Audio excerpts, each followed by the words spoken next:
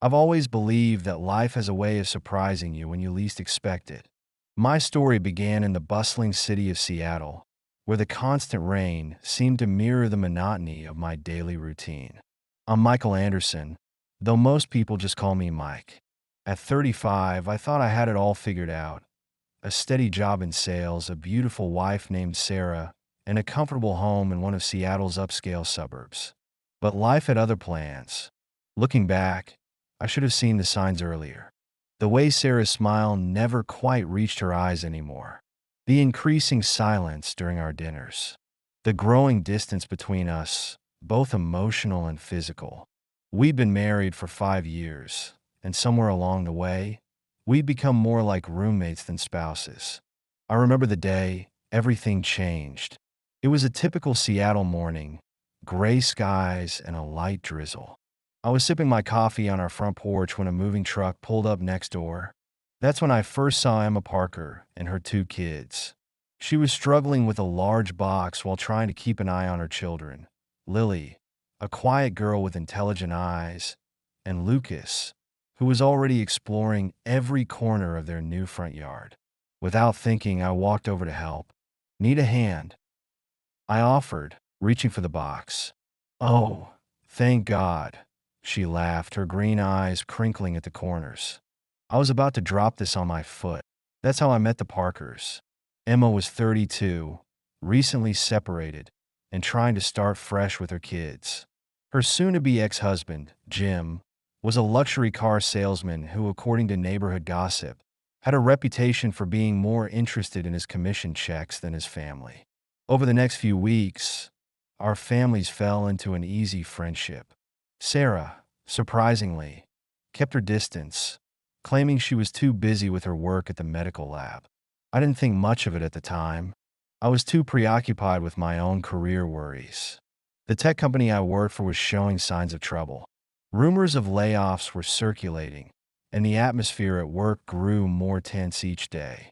Emma, being naturally perceptive, noticed my stress one evening when I was helping Lucas with his math homework.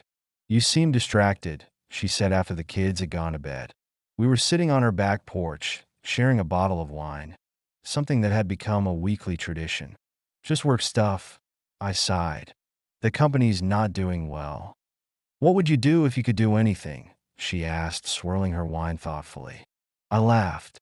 "Honestly, I have no idea." "That's not true," she pressed. "Everyone has a dream they've pushed aside." I thought about it for a moment. "I've always been good with languages," I admitted. "In college, I minored in Mandarin and French." Her eyes lit up. "Really? That's fascinating." "Yeah, but it's not exactly a career path." "Says who?" she challenged. "Do you know how many companies need people who can bridge language gaps?" I shook my head, amused by her enthusiasm. But her words stuck with me. 2 weeks later, my fears became reality. The company announced massive layoffs, and I was among those let go. Sarah's reaction was cold, almost accusatory. "What are we going to do now?" she demanded. "We have a mortgage to pay." Her lack of support hurt more than losing my job. That evening, I found myself at Emma's door again. She took one look at my face and knew. "Come in," she said softly. "The kids are at their dad's." Over another glass of wine, she told me about her friend who worked in technical documentation. "She's always complaining about needing someone who can translate technical manuals," Emma explained, "especially for Asian companies expanding to the U.S. market." "I don't have any experience in that," I protested. "But you have the skills," she insisted. "And sometimes, that's all you need to start." Emma's friend turned out to be Linda Chun, a technical writer who had more work than she could handle. She agreed to give me a trial project, translating a manual for a Chinese manufacturing company. I spent the next week immersed in the work, discovering that I actually enjoyed the challenge. When I submitted the translation, Linda was impressed. "This is exactly what we need," she said. "How would you feel about taking on more projects?" And just like that, my new career began. Sarah remained skeptical, especially when I started working from home. "It's not a real job," she would say. You need to find something stable. But the projects kept coming. Word spread about my work, and soon I had more clients than I could handle. Emma watched my transformation with quiet pride. She became my unofficial business advisor, helping me set up my home office and suggesting ways to expand my services. Her children, Lily and Lucas, would often stop by after school. Lucas would do his homework at my desk, while Lily, who was fascinated by languages, would ask me to teach her basic Mandarin phrases. They brought life and laughter into my otherwise quiet house. Sarah started working longer hours at the lab. She claimed it was due to a reorganization under their new director, Dr. Richard Thompson. I believed her, until I didn't. The first hint came from Emma, though she tried to spare my feelings. Mike, she said one evening, her voice unusually serious. There's something you should know. She had seen Sarah and Dr. Thompson together at a restaurant outside the city. They weren't behaving like colleagues. I didn't want to believe it at first. But once you start looking, the signs become impossible to ignore. The late nights at work, the mysterious text messages, the new clothes, and subtle changes in her appearance. Then came the final blow. Emma's voice trembled as she told me the rest. Sarah hadn't just been unfaithful with Dr. Thompson. She had also been seeing Jim, Emma's ex-husband. The revelation hit us both hard. Emma had suspected Jim's infidelity, but hadn't known Sarah was involved. We sat in stunned silence, processing the betrayal that had entangled both our lives. I'm so sorry, Emma whispered, reaching for my hand. Her touch was comforting, grounding. In that moment, something shifted between us, but we were both too raw, too hurt to acknowledge it. Instead, we focused on practical matters. Emma helped me gather evidence, discreetly and legally. She introduced me to her divorce lawyer, a sharp-minded woman who had helped her navigate her own separation. When I finally confronted Sarah, she didn't deny it. I wasn't happy, she said simply, as if that explained everything. You could have told me, I replied. Would it have made a difference? Maybe she was right. Maybe we had both been going through the motions for longer than we cared to admit. The divorce proceedings were surprisingly civil. Sarah agreed to a fair settlement, perhaps out of guilt. Or perhaps she was too preoccupied with her new life with Dr. Thompson to fight over assets.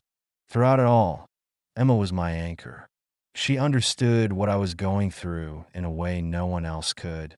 We spent countless evenings talking, sharing our pain and gradually healing. Her children became a bright spot in my darkest days. Lucas would bring me his latest art projects, while Lily would leave encouraging notes on my desk. As spring turned to summer, I found myself spending more time at Emma's house than my own. We'd cook dinner together while the kids did their homework, watch movies on Friday nights, all four of us squeezed onto her couch, share coffee on her porch in the early mornings before the day began. My business continued to grow. I hired 2 more translators to handle the increasing workload. Emma's organizational skills proved invaluable as she helped me manage the expanding client list. We made a good team, professionally and personally, but neither of us was ready to admit what was developing between us. We were both too scarred, too cautious, until one rainy evening changed everything. The kids were at Jim's for the weekend. Emma and I had just finished reviewing some contracts. Thank you, I said, gathering my papers. I couldn't have done any of this without you. She smiled, but there was something different in her eyes. Mike, she said softly, we need to talk about this. About what? About us. About what's happening here. My heart started racing. Emma, I dash. If you're going to say we should just be friends, don't, she interrupted. Because we both know that's not true. She was right. We had been dancing around this for months. The lingering touches, the meaningful glances, the way my heart lifted every time I saw her, the way her smile had become my favorite sight in the world. I took a deep breath. I'm falling in love with you, I admitted, and it terrified. It's me. Why? Because I can't lose you. You and the kids, you've become everything to me. She stepped closer. Then don't lose us, she whispered. Be with us. When she kissed me, it felt like coming home, like all the broken pieces of my life were finally falling into place. Like this was where I was always meant to be. That night, we talked for hours about our fears and hopes, about the kids and how this would affect them, about our past hurts and future dreams. We agreed to take things slowly, to be careful with each other's hearts. But we both knew there was no going back. Something beautiful had started that night, something real and precious and worth protecting. As I drove home in the rain, I couldn't stop smiling. For the first time in years, I felt truly alive, truly hopeful. Life had surprised me again, and this time, I was ready to embrace whatever came next. The next few months were a delicate dance of building something new while being mindful of our children's feelings. We decided to tell Lily and Lucas about our relationship during a weekend camping trip. I'll never forget their reactions. Lucas immediately jumped up and hugged me, declaring, "Finally." Lily, more reserved but equally pleased, simply smiled and said, "We already knew, Mom." Kids are more perceptive than we give them credit for. They had seen the connection between us long before we acknowledged it ourselves. Our professional partnership continued to flourish alongside our personal relationship. The technical documentation business had grown beyond my wildest expectations. We now had clients across Asia and Europe, with a particular focus on manufacturing companies. Emma's business acumen proved invaluable. She had a natural talent for negotiation and client relations. You should make her your official partner, Linda suggested during one of our weekly meetings. She was right, of course. Emma had become essential to the company's success. But more importantly, she had become essential to my life. One evening, as we sat on our back porch watching the sunset, I brought up the idea. How would you feel about making this official? I asked. The business or us? She replied with a knowing smile. Both, actually. Her eyes widened. Mike, I'm not proposing. Yet, I clarified quickly. But I want you to know that's where I see this going. She leaned into me, intertwining her fingers with mine. I'd like that, she whispered. Both the business and the eventual proposal. The next day, we began the process of making Emma a full partner in the company. Our lawyers suggested we wait until after both our divorces were final before mixing business and personal matters. It was sound advice. Sarah and I had finalized our divorce quickly and amicably. But Emma's situation with Jim was more complicated. He contested everything, using the children as leverage. It broke my heart to see Emma struggle with the custody arrangements. Jim would often change plans at the last minute, disrupting our weekends together. He seemed determined to make things difficult. Until one day, everything changed. Jim showed up at our office unannounced. We need to talk, he demanded. Emma tensed beside me, but I squeezed her hand reassuringly. Let's step outside, I suggested. In the parking lot, Jim's aggressive demeanor suddenly deflated. I'm getting married again, he announced. Emma and I exchanged glances. To Mimi, he continued, naming a woman he'd been seeing. She's pregnant.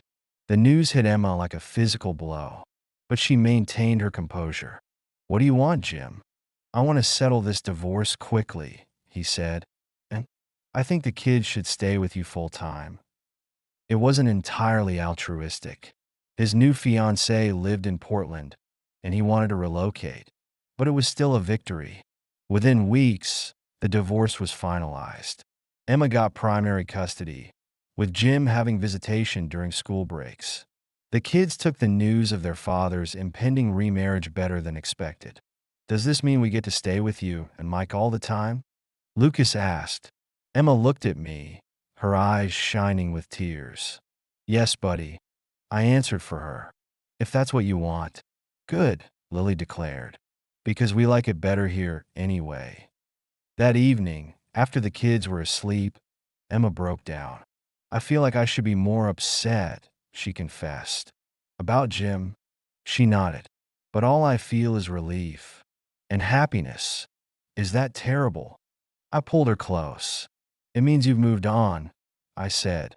We both have. The business continued to expand. We hired more translators and opened a small office downtown. Emma's organizational skills transformed our operation from a freelance service into a proper company. We specialized in technical documentation for manufacturing companies, but also branched out into medical and legal translations. Our reputation for accuracy and reliability grew. So did our income. By the end of the year, we were making more than either of us had ever dreamed possible. We should look for a bigger house, Emma suggested one day. Together? I asked, my heart racing. She smiled. Well, we practically live together already. Might as well make it official. She was right. I spent most nights at her place, and the kids treated my house as an extension of their home. We started house hunting the next day. It took 2 months to find the perfect place. A beautiful craftsman-style home near Lake Washington. For bedrooms, a large yard, and most importantly, enough space for our blended family. The kids fell in love with it immediately. Lily claimed the bedroom with a window seat for her reading nook.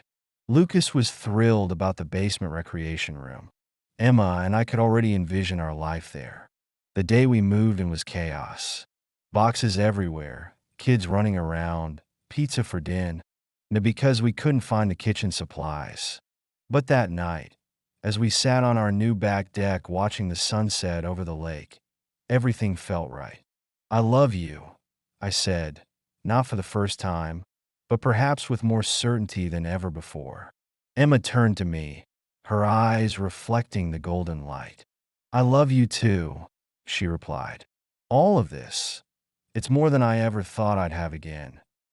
I reached into my pocket, feeling the small box I'd been carrying for weeks. It could be even more, I said softly. Her eyes widened as I got down on one knee. Emma Parker, you and your children have become my whole world. Will you marry me? Tears spilled down her cheeks as she nodded. Yes, she whispered. Yes, yes, yes. The ring sparkled as I slipped it onto her finger. A simple but elegant design, just like her. We heard a squeal from behind us. Turning, we found Lily and Lucas watching through the glass door. Can we come out now? Lucas called. Emma laughed through her tears. Come here, you two. They rushed out, enveloping us in a group hug. Does this mean Mike is officially going to be our dad? Lily asked. If that's okay with you, I said carefully. She hugged me tighter. It's more than okay. It's perfect. Later that night, after the kids were asleep in their new rooms, Emma and I sat on our bed, planning our future.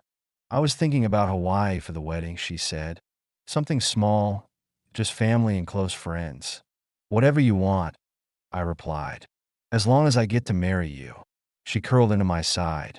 Did you ever think we'd end up here? She asked. I thought about the past year, about how losing my job had led to finding my true calling, about how my marriage ending had opened the door to real love, about how 2 broken families had come together to create something stronger. No, I admitted, but I wouldn't change any of it. She kissed me softly. Neither would I. Outside, the Seattle rain began to fall, but inside our new home, everything was warm and bright and full of promise. We had weathered our storms. Now it was time for our rainbow. The wedding preparations brought a new kind of joy to our household. Lily threw herself into helping Emma plan every detail. She spent hours on Pinterest, creating boards for everything from flowers to table settings. Lucas, not to be outdone, appointed himself the official taste tester for potential wedding cakes. We chose a small resort on Maui's North Shore for the ceremony. Just immediate family, Emma had insisted. And Linda, of course. Linda had become more than just a business partner. She was the friend who had helped start it all. As the wedding date approached, our business continued to thrive. We had expanded to 20 employees, including translators in multiple languages. The company's reputation had grown beyond technical documentation. We were now handling major international contracts. One morning, as we sat in our home office reviewing quarterly reports, Emma looked up thoughtfully. "Remember when you thought this wasn't a real job?" she teased. I laughed, remembering my own doubts. "I remember someone else who thought that too," I said, thinking of Sarah. Emma's expression softened. "Have you heard from her?" I shook my head. The last I'd heard, Sarah and Dr. Thompson's relationship had ended badly. She had moved to Chicago for a fresh start. "What about Jim?" I asked. "The kids video chat with him every weekend," she replied. "He and Mimi had their baby last month." "How are Lily and Lucas handling having a half-sister?" "Better than expected. Lily's already planning to be the world's best big sister." Our conversation was interrupted by Lucas bursting into the office. "Dad, can you help me with my science project?" The word dad still made my heart skip a beat. It had started naturally about a month after we moved in together. First from Lucas, then gradually from Lily. Emma squeezed my hand, knowing how much it meant to me. "Go," she smiled. "I'll finish up here." The weeks flew by, and suddenly we were boarding a plane to Maui. My parents had flown in from Seattle. Emma's mother, a widow who lived in Portland, was already there. The kids were buzzing with excitement. The morning of the wedding dawned perfect and clear. I stood on the beach, watching the sun rise, feeling overwhelmingly grateful. Linda found me there, coffee in hand. "Nervous?" she asked. "Not even a little," I replied honestly. "You know," she said, "when I introduced you to that first client, I never imagined it would lead to all this." I smiled. "Thank you for taking a chance on me." She waved it off. "You did all the hard work. I just opened a door." The ceremony was everything we'd hoped for. Simple, intimate, perfect. Lily and Lucas stood with us as we exchanged vows. Emma was radiant in a flowing white dress that caught the ocean breeze.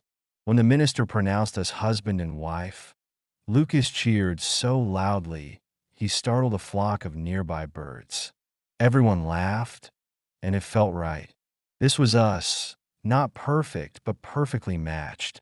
The reception was held on the beach at sunset. Tables decorated with tropical flowers.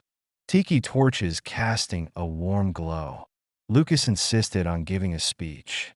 "Mike made our family complete," he declared, "and he makes the best pancakes ever."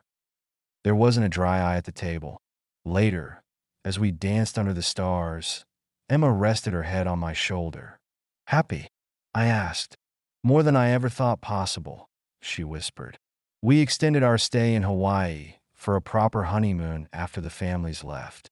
The kids stayed with Emma's mother, excited for their first visit to Portland. 2 weeks of pure bliss. Lazy mornings in bed, swimming in crystal clear waters, walking on moonlit beaches, planning our future.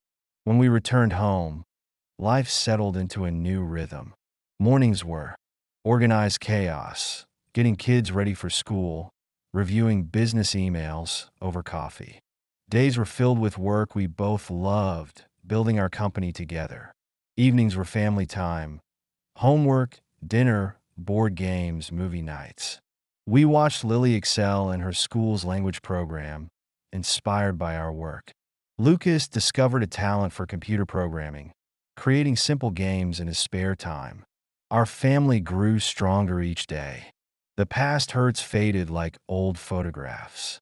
One evening, as we sat on our deck watching the sunset over Lake Washington, Emma turned to me. "I want to have another baby," she said quietly. I looked at her, surprised but thrilled. "Really?" She nodded. "The kids are older now, the business is stable. It feels right." I pulled her close. "I'd love that," I whispered. 9 months later, we welcomed Sophie Anderson Parker into our family. Lily and Lucas were over the moon about their baby sister. They argued over who got to hold her first, who would feed her, who would read her bedtime stories. Our family was complete. Looking back now, I marvel at how life works out, how losing what I thought I wanted led me to everything I needed, how two broken families came together to create something stronger, how love, when it's real, can heal old wounds and create new beginnings. Emma and I still work side by side, growing our business, raising our family. The kids are thriving. Lily's in high school now, already fluent in 3 languages. Lucas is in middle school, captain of the robotics team. And little Sophie, with her mother's green eyes and my dark hair, is a constant reminder of the joy that can come after pain. Sometimes, on quiet evenings like this, I think about that rainy day when Emma first moved in next door. How one simple act of kindness, helping with a moving box, changed the course of my life. Emma catches me lost in thought and smiles. "Penny for your thoughts?" she asks. I pull her close, just thinking about how lucky I am. I reply. She kisses me softly. "We're all lucky," she says. And she's right. We are lucky, not because life has been perfect, but because we found each other in the imperfection, because we built something beautiful from the broken pieces, because we chose love again and again. And that has made all the difference. And